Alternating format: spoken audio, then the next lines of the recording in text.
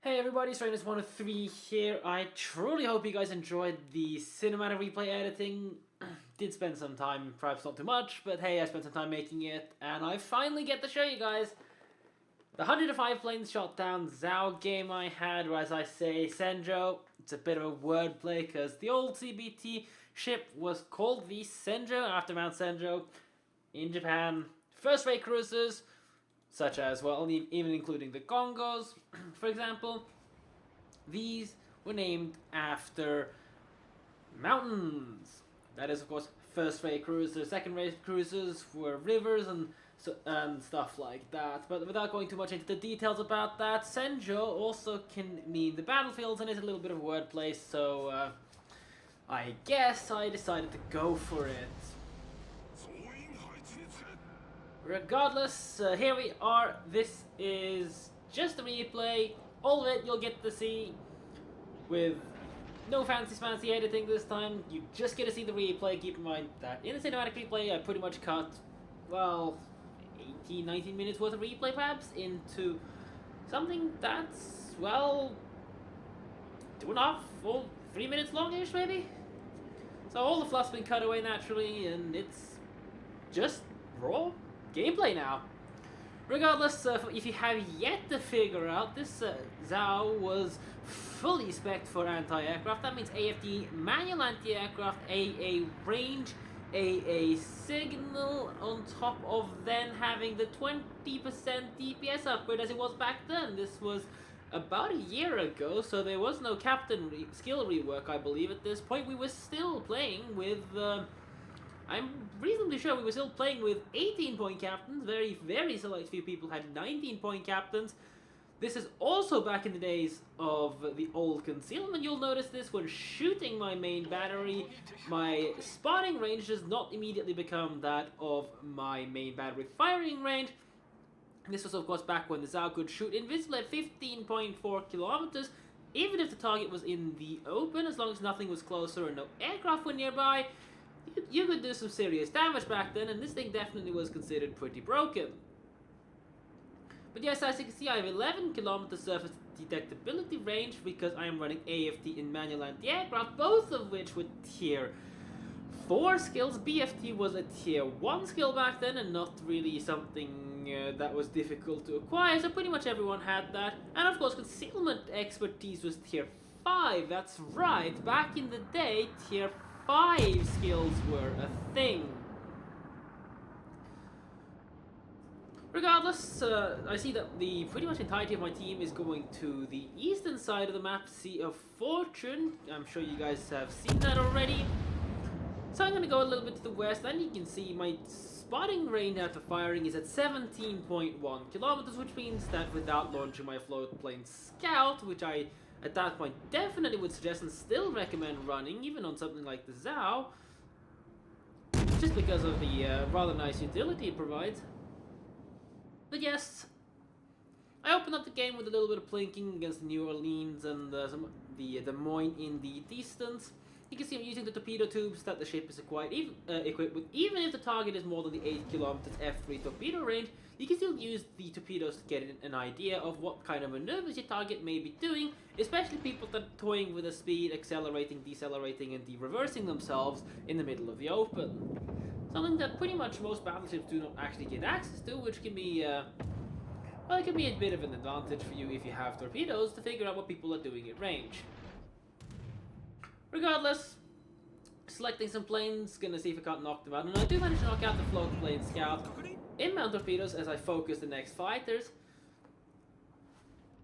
And I can show you the DPS here.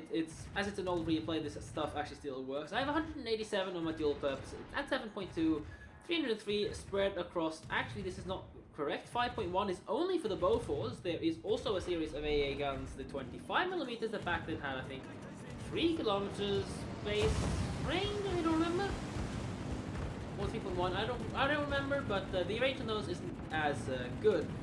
Regardless, enemy strike planes coming in, focus a bit of the dive bombers, and now I'm swapping to the torpedo bombers. They're gonna have a really hard time trying to attack anything up here. Equally, Rayton, my division mate, has sent fighters over, but that's an Akitsuki in the area. There's a Hindenburg, probably triggered defensive anti-aircraft as well. If not, there's still a lot of anti-aircraft coming from the Hindenburg area, and, well, the latest fighter gets annihilated by a combination of 2-1-2 Midway fighters. Although, as my defensive AA, it does let me tear apart 27 of the Midway's fighters, so Data's kind of, well, sacrificed turned fighters, but I've shot down a few of his fighters in the process. Probably not the best trade from Data's end, but it happened.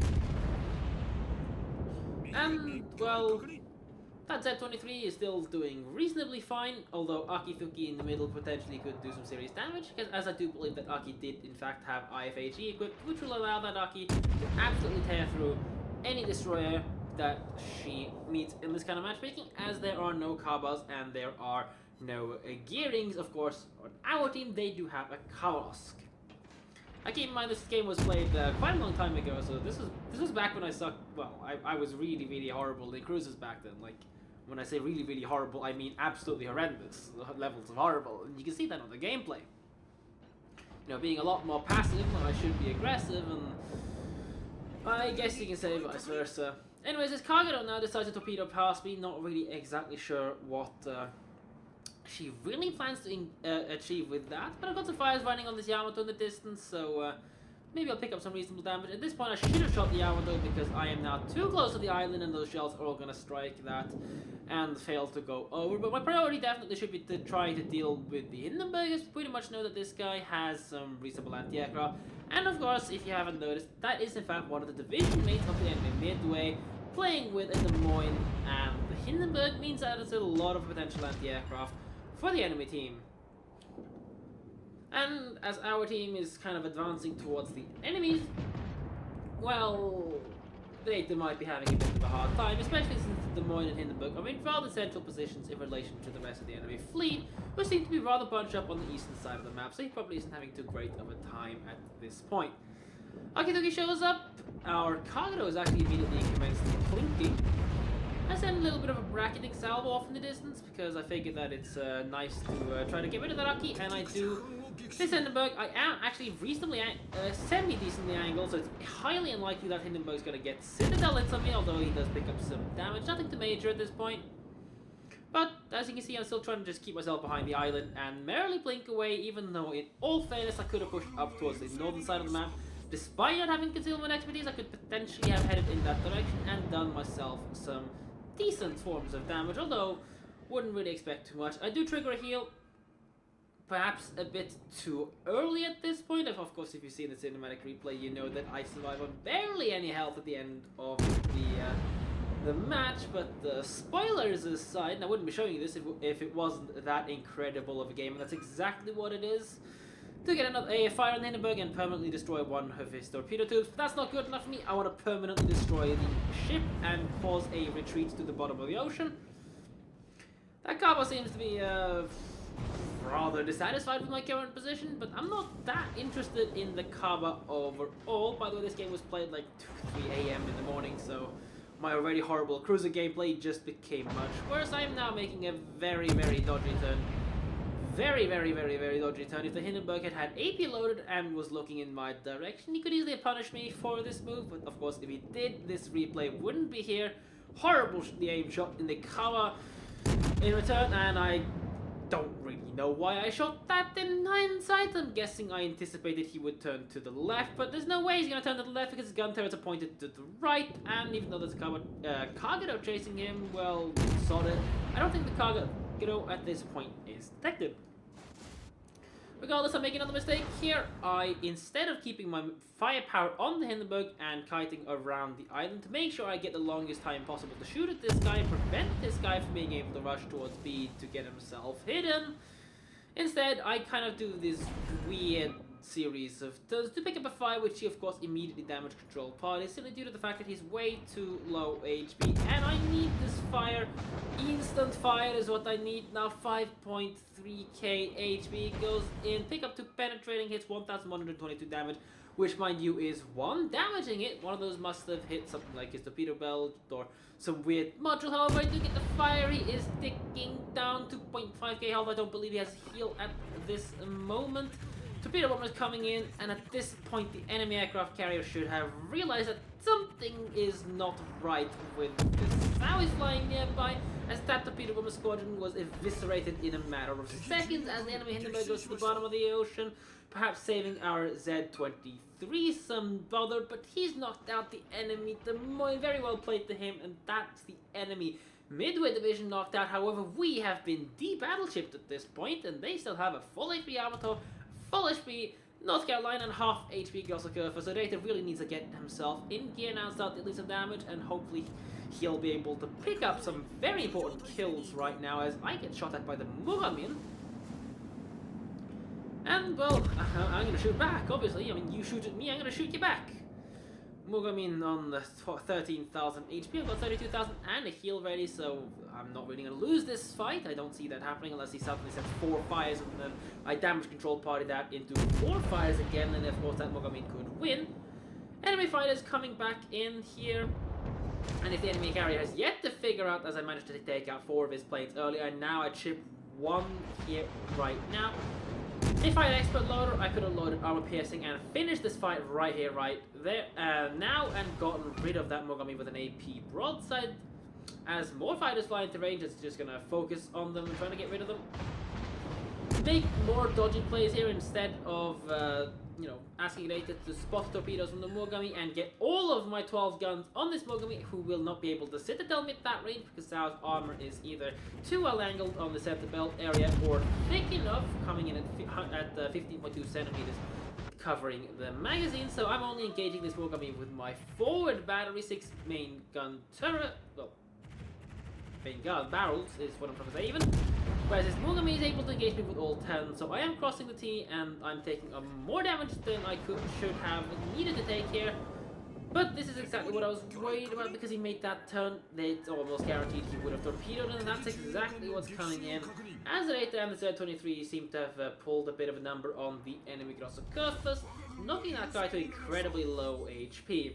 However, our Kagero, that's been chasing the enemy Midway, now decides to turn away from torpedo bombers from the Midway while already broadside to them. So, well, he ceases to exist, which means that the pressure on the enemy aircraft carrier is now completely gone. And with the pressure on the enemy aircraft carrier being gone, and it's me and the enemy along on the 10 line, who probably isn't the biggest threat in the world right now, as I'm the one pushing up behind on the carrier, so he probably is going to be focusing on me. Especially considering the fact that I've already done some serious damage, a little bit of greed and vengeance, plus lack of thought from the enemy aircraft carrier, and foresight, and of course knowledge of anti-aircraft mechanics means that I'm probably going to be sucking a lot of the attention from the enemy aircraft carrier, something that I am at this point actually equipped for. This is in fact one of those rare games where an anti-aircraft spec ship, well, full anti-aircraft, not just semi, like having, say, for example, AFT, which is a nice skill to have overall to increase your survivability against enemy aircraft carriers, but full anti-aircraft, every bit of anti-aircraft capability boosted on this ship in terms of its capability of downing aircraft, which means that I'm able to push out incredibly large amounts of damage.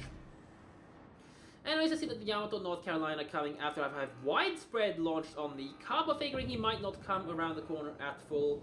Well, he would come around the corner full pelt, but it seemed that that was not the case, and he knocks out the Z-23. Rather unfortunate.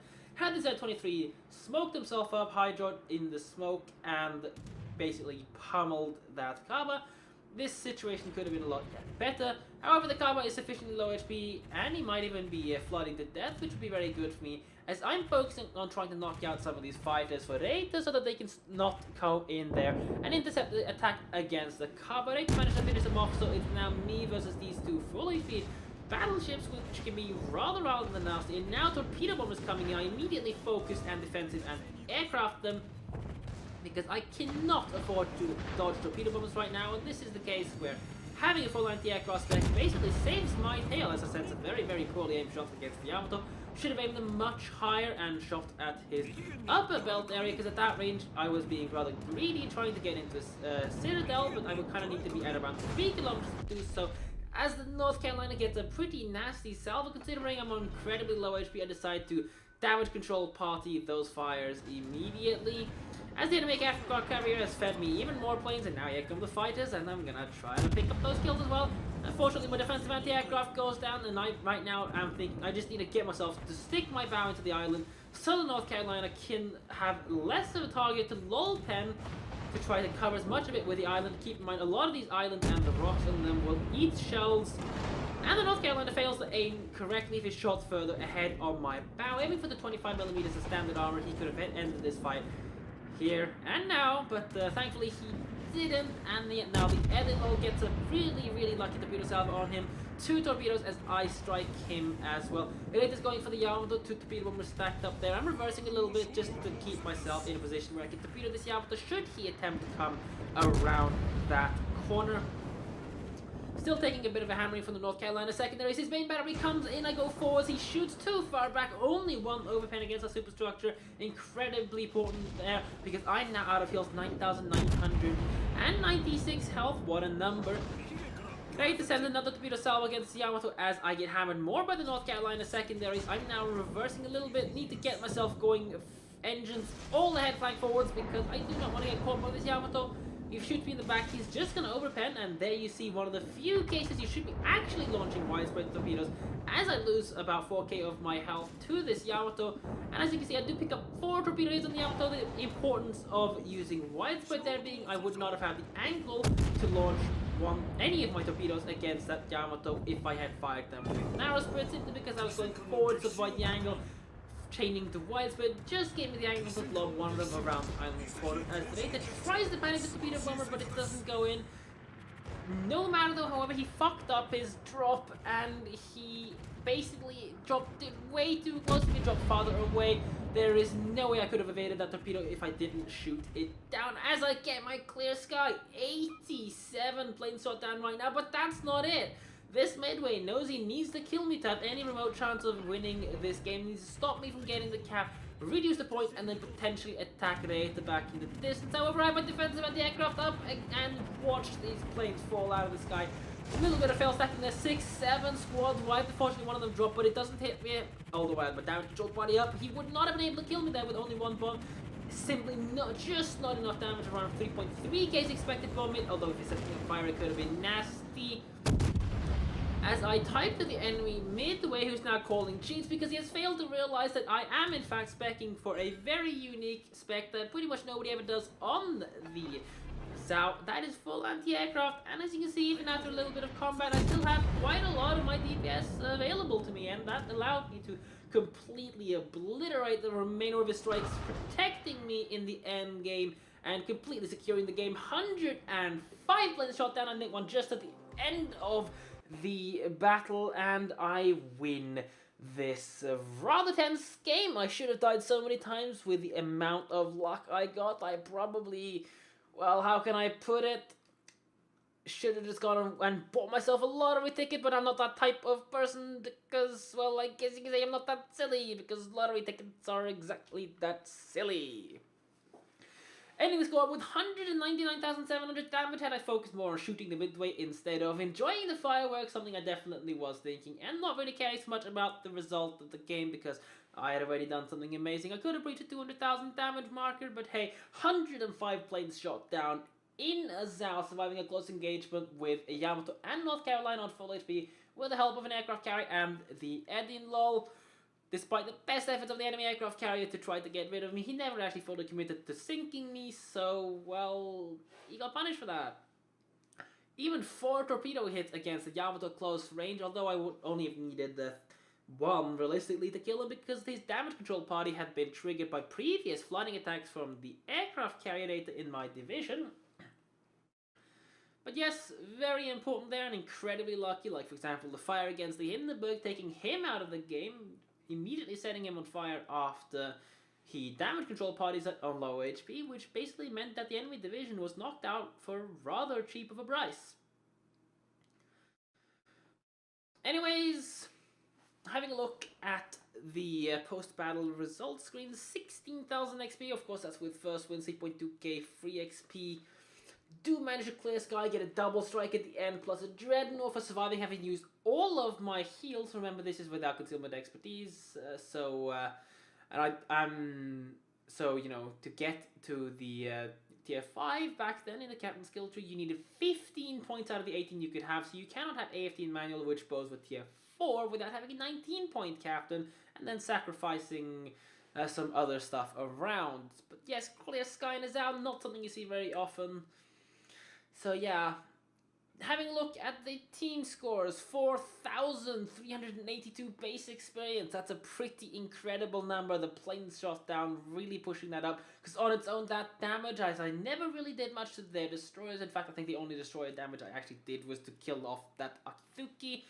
Even shot some of the lower tier enemies and farmed some damage off the Yamato. Mostly just fire damage, which we saw he had regenerated. So without those planes, this probably wouldn't have been much more than 2,000 something, and, well, I might still have shown it to you, because it probably would have been still a rather interesting game because of the action at the end, but it definitely wouldn't have been as amazing on the XP as this. Having looked at the detailed report screen, Yamato 83,000 damage, Hindenburg 34, very important, I got that kill. 20k from shooting the North Carolina, finishing off the Mogami for 13k, very important, and I actually did shoot the Aki a little bit more, 7,000, but I think that's it. Picked up 28k on the Midway if I focused on shooting him instead of, well, basically typing to him, something that he really should have been able to figure out on his own, especially considering the rate of floppage of his aircraft. And a little bit of damage on the Grosso Curve first there as well. As you can see, I shot down 39 fighters, 38 dive bombers, and 24 torpedo bombers. I basically wiped out pretty much all of this enemy aircraft carriers, torpedo bombers, and dive bombers, and the vast majority of his fighters in combination with the Raider, who also shot down 16 planes, and nobody else on the team basically shot down any planes. Yamato picks up 2, and another Yamato picked up 1. So that's basically 3 other planes combined on our team, and that's it.